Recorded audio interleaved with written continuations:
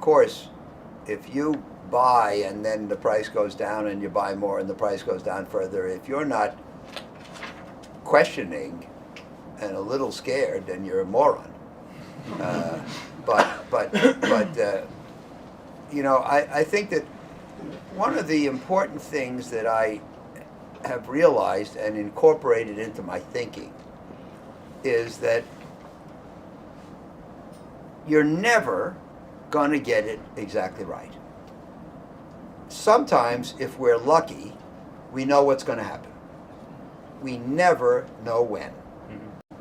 So let's just dwell on the 2008 experience, because that was remarkable actually what Oaktree did. So Lehman had just collapsed. You had $10 or $11 billion on the shelf ready to deploy, and you did deploy it at the rate of $500 million a week for 15 weeks. Right. And you wasn't immediately looking like you were right, because markets were still falling. Right. So that was a difficult period, and I think you even perhaps had to go back to co-investors to convince them that you should continue, perhaps raise more money. Right. Did you ever have a crisis of confidence and think that perhaps you weren't getting it right? What was the mindset at that time? Well, Max, I don't remember having a crisis of confidence. Of course, if you buy and then the price goes down and you buy more and the price goes down further, if you're not questioning and a little scared, then you're a moron. I think that one of the important things that I have realized and incorporated into my thinking is that you're never going to get it exactly right. Sometimes, if we're lucky, we know what's going to happen. We never know when. And so if you accept that, then it kind of gets you off the hook. That means you buy today at 9, it goes to 8. You buy more. You buy at 8, it goes to 7. You buy more. You don't say, "Oh my God, I bought at 9 and it went to 8. I must be a moron and I must be wrong." You understand that the nature of this. And Warren Buffett says, "I like hamburgers, and when hamburgers go on sale, I eat more hamburgers." So, if you did an analysis at 9, and if the analysis was sound and it goes to 8, you should buy more. Now, of course, in our business, there's always the question of when does resolve turn into hubris, and there's no easy answer. But it always goes back to rechecking your analysis, and ultimately to your analysis being correct. Which, of course, it's your analysis. You always think it's correct, but you have to be very vigilant, and you have to believe that it's correct for good reason.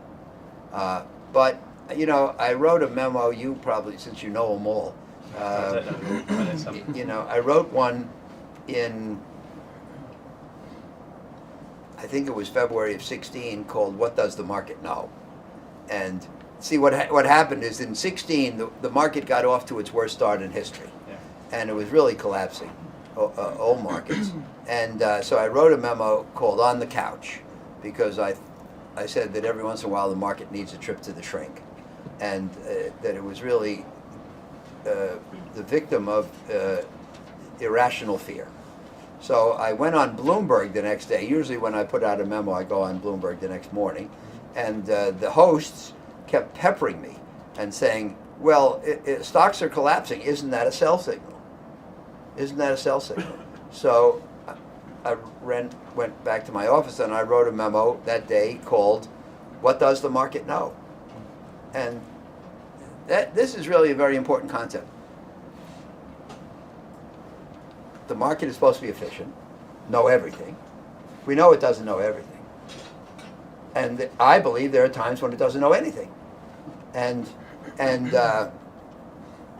So I said, you can't let falling prices be a sell signal, because falling prices are the equivalent of investments being put on sale. how can they be a sell signal? If anything, they're a buy signal, etc. So I went through this whole business on that subject. And then I said, and you know what?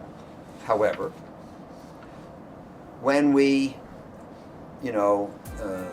bought high-yield bonds in 1990 when they were collapsing, and when we sold into the tech bubble in 99, and when we bought in the period you're describing, etc.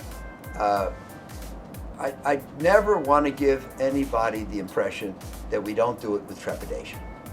You can have, if you have great advantages, you can have a strong intellect, and you can act on the basis of your intellectual analysis, and you can control your emotion.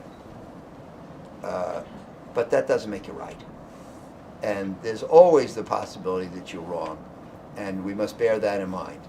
And so, and since we're only human, when we do these things, when we buy in October '08, it terrifies us.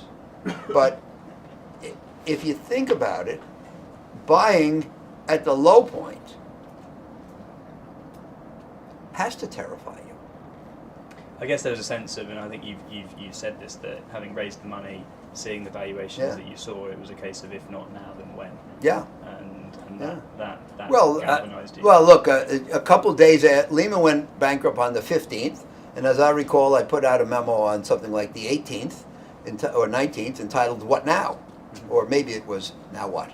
But what I said in there. By the way, believe me, if you weren't there, it was impossible to figure out what was going to happen. It was impossible to prove that the financial system of the world either would or would not collapse. In general, we can't prove anything about the system in the future, and that's particularly true when we're going through an event that's never occurred before. So there was nothing intelligent to say about the future of the financial system at that time. So what made us buy? Well, number one, objectively speaking, the things we were buying were extremely low prices. We were buying the senior debt of companies that had been the subject of LBOs 1 or 2 years earlier.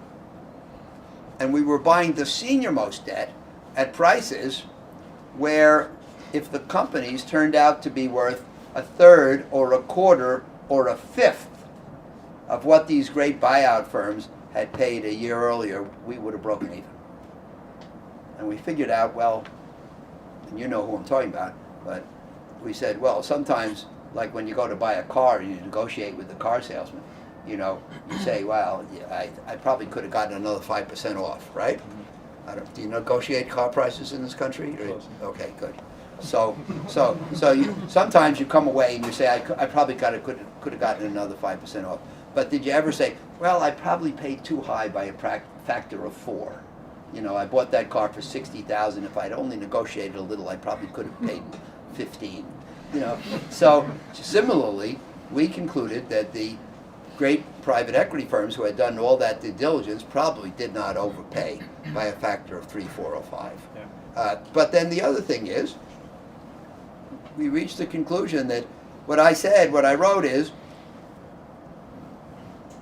if we buy today and the financial system falls apart, doesn't matter what we did.